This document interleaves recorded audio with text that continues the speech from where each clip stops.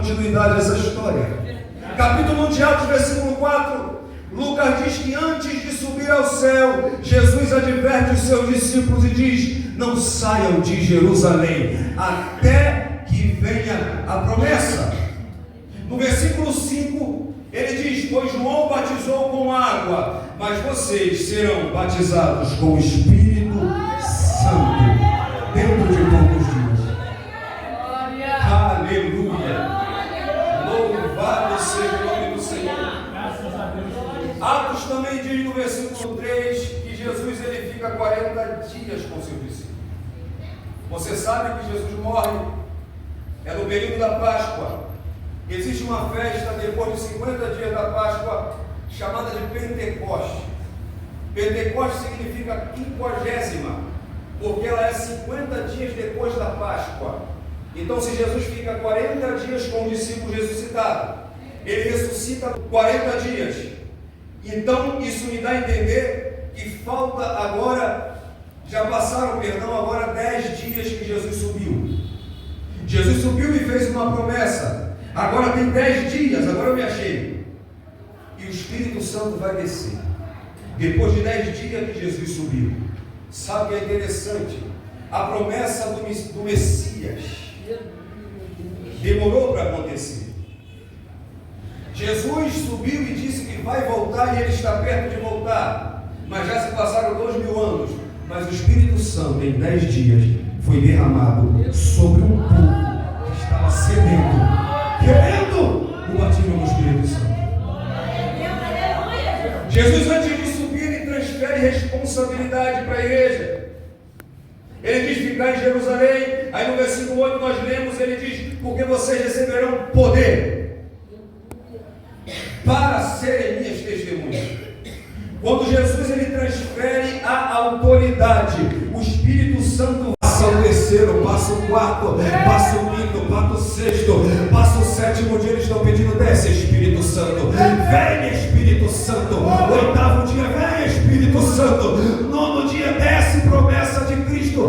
Mas no 10º dia foi Jesus que falou do céu: desce, Espírito Santo, enche toda a casa. E hoje eu tenho uma notícia para te dar. Ele já liberou uma palavra do céu e o Espírito Santo está em nosso meio. Se você não é possível que você ainda não sentiu, mas se você não sentiu, começa a sentir ele agora. Começa a sentir o vento do Espírito, começa a sentir a presença de Deus, começa a glorificar o nome dele.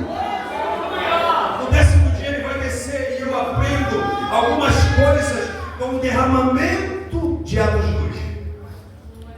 Primeiro, para acontecer o derramamento do Espírito, nós temos que estar em unidade, em comunhão, igual nós estamos hoje.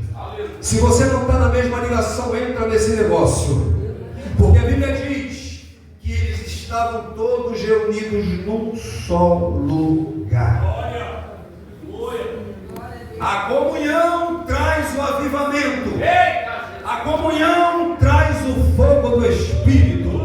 Uma igreja que tem comunhão é uma igreja avivada. Uma igreja que tem unidade é uma igreja avivada. O fogo do Espírito só queima aonde tem brasa, aonde tem lenha junto. Não pode estar separado. Aqui não tem esse negócio que eu queimo no meu lugar, você queima no teu. Quando o Espírito desce, ele desce onde tem lenha junto. Tem fogo do Espírito que tem igreja em unidade.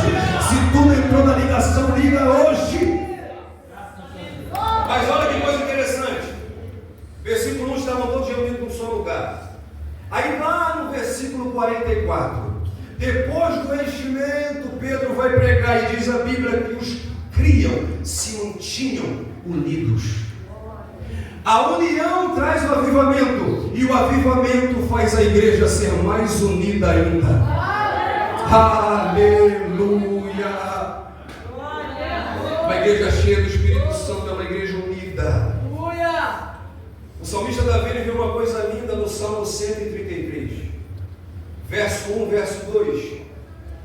Eu vejo uma simbologia da igreja na boca de Davi. Ele diz assim: ó, quão bom e quão suave é que os irmãos vivam em união. Aí Paulo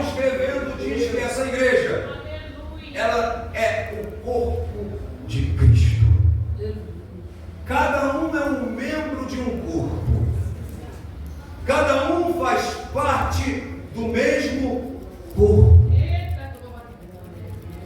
Aí o salmista continua e diz assim, ó, é como óleo precioso, é como uma unção rara. O óleo, ele representa o Espírito Santo de Deus. Ele diz, o óleo precioso que desce sobre a cabeça. E se nós somos corpo, Colossenses 1,18 diz que o cabeça é Cristo. A unção que Cristo tem, Ele derrama numa igreja unida. Aleluia!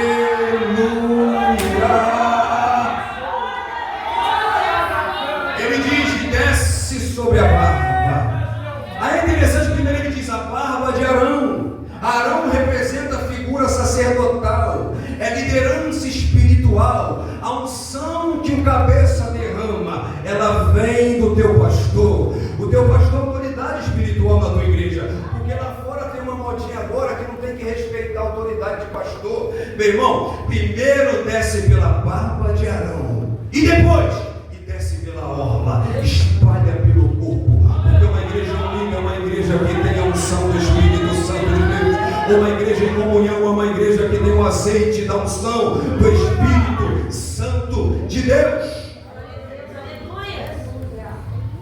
Efésios 4,11 ele diz, ele mesmo, ele deu uns para apóstolos, outros para profetas, outros para evangelistas, outros para pastores e doutores. É ele que dá a unção à igreja dele. Segunda coisa para a gente correr para o fim. Primeiro eu aprendo que o derramamento vai acontecer quando nós estivermos na mesma direção. Segundo lugar, quando ele acontece, ele é de repente. Ele é surpreendente. Ele é de maneira inesperada. De repente é súbito. É repentinamente. Aí alguém não vem na consagração dizendo, na consagração não gosto muito desse negócio não, é um pouquinho mais vazio, aí você não fica uma hora de joelho, mas deixa eu te dizer uma coisa, é aqui que ele vai derramar o Espírito Santo. Tem gente achando que é no congresso cheio, não é aqui, é onde se ajoelha, é onde tem alguém pagando o preço, é onde tem gente que gosta de oração, que o derramamento do Espírito vai descer sobre a igreja dele. Chegou aqui hoje, está falando, gente, eu não estou entendendo que negócio é esse.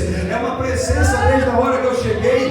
É um negócio que eu estou sentindo aqui, que eu não senti no culto de domingo. É porque Deus está dizendo, aqui tem aqueles que gostam. É aqui que tem gente sedenta. É aqui que tem gente que quer o Espírito Santo de Deus. E se eu fosse você, eu não ficava de boca fechada, porque Ele pode te encher ainda mais.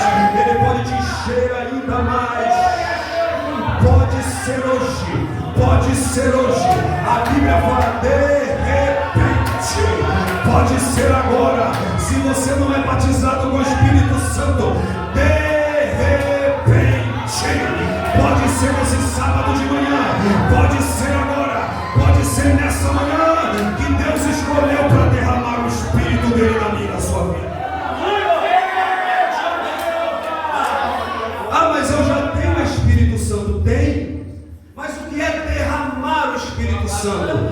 É abrir a torneira para que você seja mais cheio ainda.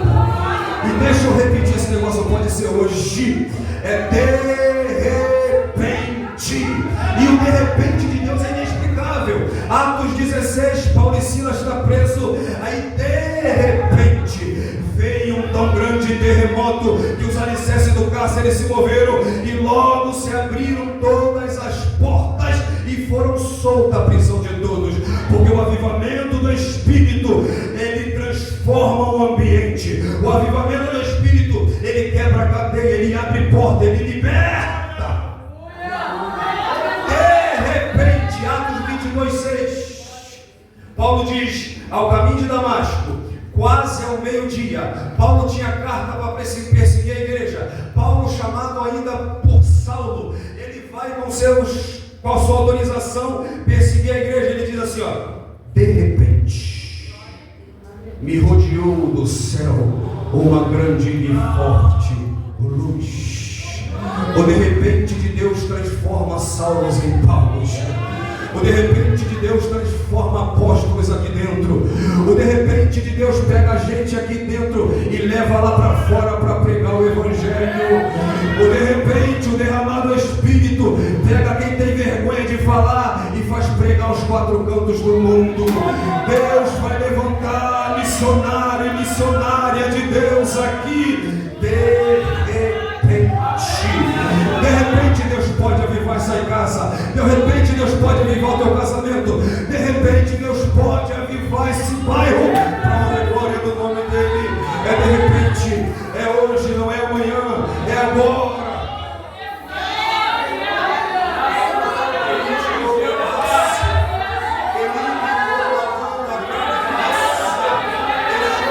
Você vem para cá achando que é um sábado comum e Deus está dizendo: de repente eu derramo minha glória, de repente eu tenho vida para te dar, de repente eu avivo a minha igreja.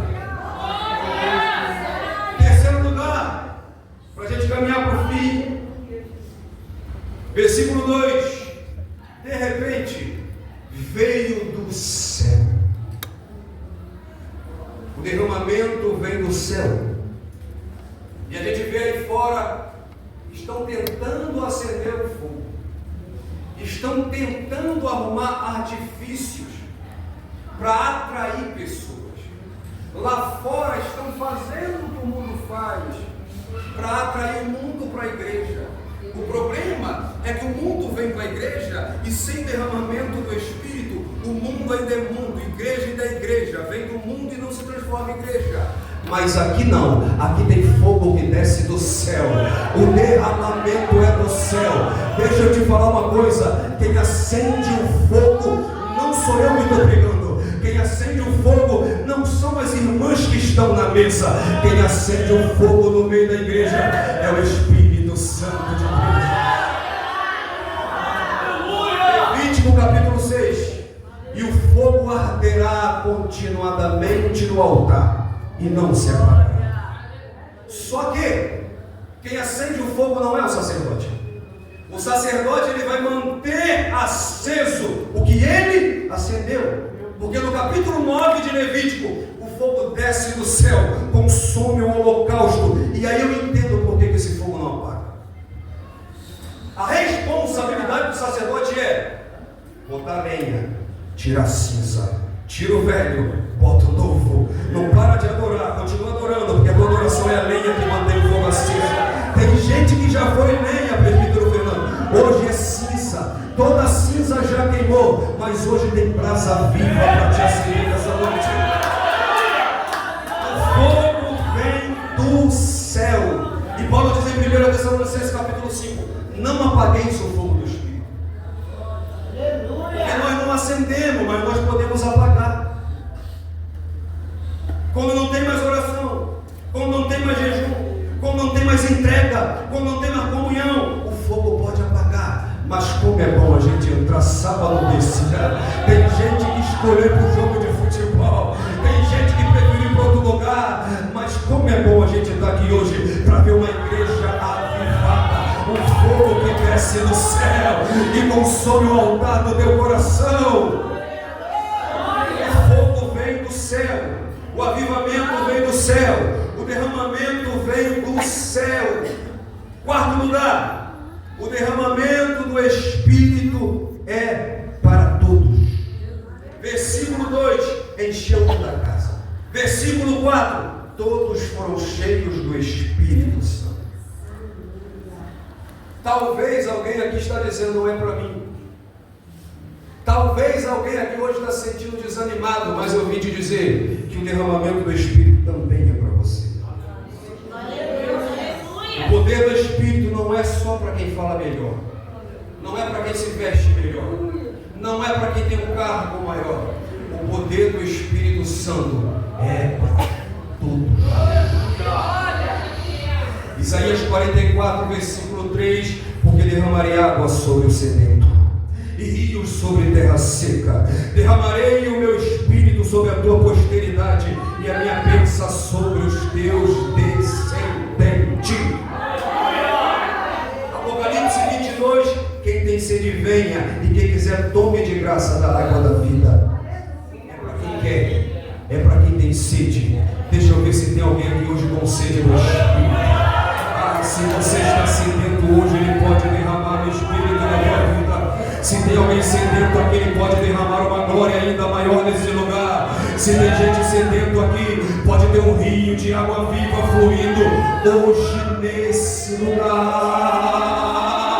Abandarabiqueri, banda subiandarabacai, idiomeneri, bandaraba subia. É interessante quando o Paulo vai pregar depois do avivamento. Aí ele fala de Joel capítulo 2 e ele diz que a promessa era para os jovens, para as crianças. Os velhos sorarão, os jovens e as crianças serão cheias, porque o avivamento é para todos. O avivamento é para a criança, o avivamento é para o mais velho, o avivamento é para o jovem, o avivamento é para todos que querem ser avivados com Espírito. Para a gente terminar, em quinto lugar, o derramamento do Espírito Santo é para nos dar autoridade. Jesus disse: receberão poder. E é muito bom ter poder aqui dentro. É muito bom sapatear, falar em língua. Mas a prioridade, Jesus diz: ser-me-ão minhas testemunhas. Deus está enchendo essa casa hoje para que Vila Paulina conheça que há um Deus no céu que tem poder e autoridade sobre o inferno.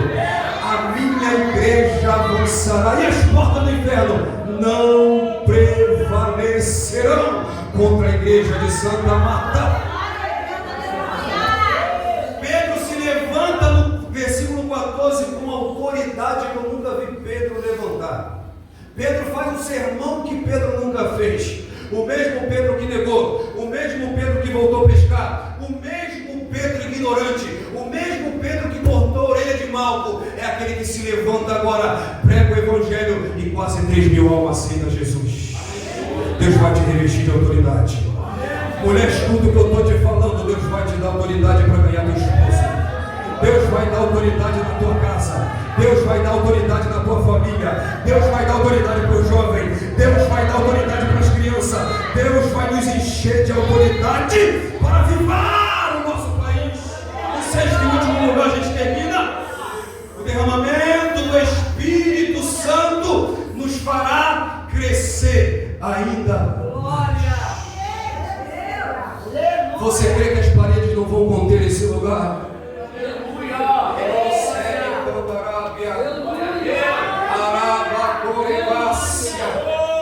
A igreja que está com medo, a igreja que está trancada, agora recebe autoridade.